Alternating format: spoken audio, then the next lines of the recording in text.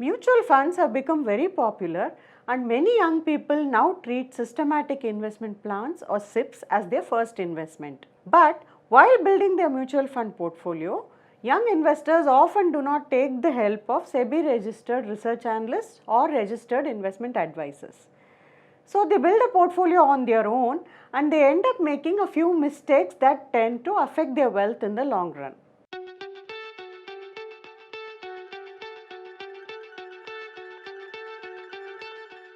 In this episode of Question of Money, I will be talking about the 3 big investment mistakes that I have seen investors make which affect their long-term wealth. SEBI allows mutual fund houses to offer 36 different categories of funds.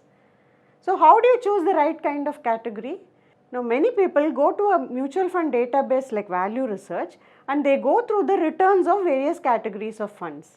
They simply end up choosing the funds with the best 1-year returns or the 3-year returns.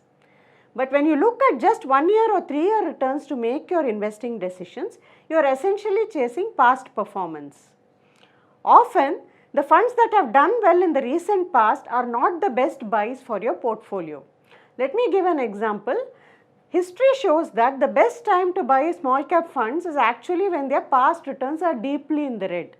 When you buy these funds after a 25 or 30% return over 3 years, actually the markets may be ready to fall and the next 3 years or 5 years may not be as good as the past. Similarly, in debt mutual funds, the good time to buy these funds is usually when the past returns are negative. When choosing funds, rather than looking at the past returns, you need to look at a fund's track record over a long period like 10 years. When you look at a long-term record of a fund of say 10 years or more, you can get to capture the performance over many market cycles and you will know that the fund can survive both a bull phase and a bear phase equally well.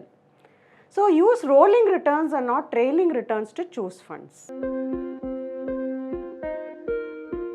Some people, when they look at the list of funds, they don't know which ones to buy or not buy. Therefore, they end up adding more and more funds to their collection like clothes to a fashionista's wardrobe. Why shouldn't you own too many funds? When it comes to mutual funds, more is not merrier. The popular funds in India, the ones with a good track record, are today quite large. So when a fund becomes quite large, say 10,000 crore or above, it ends up owning rather a large number of stocks in its portfolio. So today the most popular small cap fund, for example, has over 200 stocks and the most popular mid cap fund has over 60 stocks. So if you add 2 or 3 small cap and mid cap funds to your portfolio, you would end up owning nearly 400 or 500 stocks, all the portfolios put together. This is almost like owning every investment worthy stock in the market. Now if you end up owning every stock in the market, it becomes very difficult to outperform the market itself. Therefore, from a portfolio of many funds, you can only expect mediocre performance. A second reason why you shouldn't own too many funds in the portfolio is that you can have a lot of portfolio overlaps. Now, whether in the small cap, mid cap or large cap segment, typically all the fund managers agree on the set of investment worthy stocks. So they end up buying and owning largely the same set of stocks. Now when you own 3 or 4 funds in your portfolio from the same category, you will end up owning lots of the same kind of stocks in your portfolio.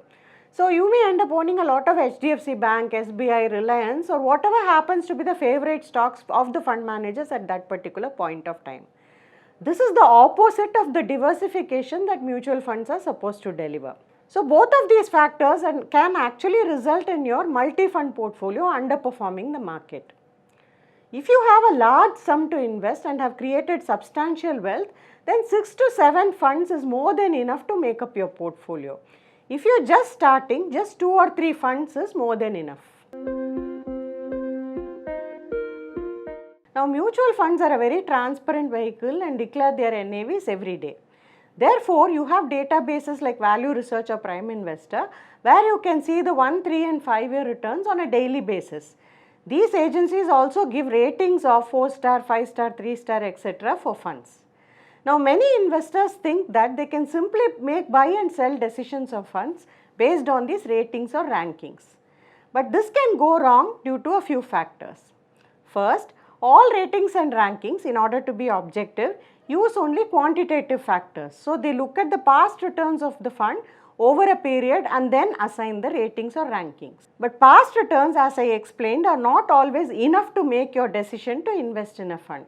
To invest, you need to factor in qualitative factors also, like the fund manager's experience, his investing style, the fund's ability to weather downside, and so on and so forth. These may not be captured in the ratings or rankings. 2. Because fund ratings are strictly data driven, they can change very often. So as and when the ratings and rankings are revised, the funds having a 4-star or a 5-star rating can keep changing. Now if you keep changing your fund portfolio as often as the ratings change, you can suffer from a high churn in your portfolio. You can end up paying high tax every time you sell a fund, and you may also end up chasing past performance. Ratings can tell you whether a fund is underperforming its peers in the category, but it cannot tell you whether a fund is actually meeting your return expectations. As an individual investor, you will be working towards specific financial goals.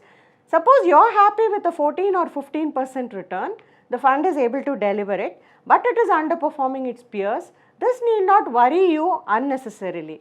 You can still hang on to the fund even if its ratings fall. Do monitor your fund's performance using databases and ratings, but do not use the ratings to churn your portfolio too often.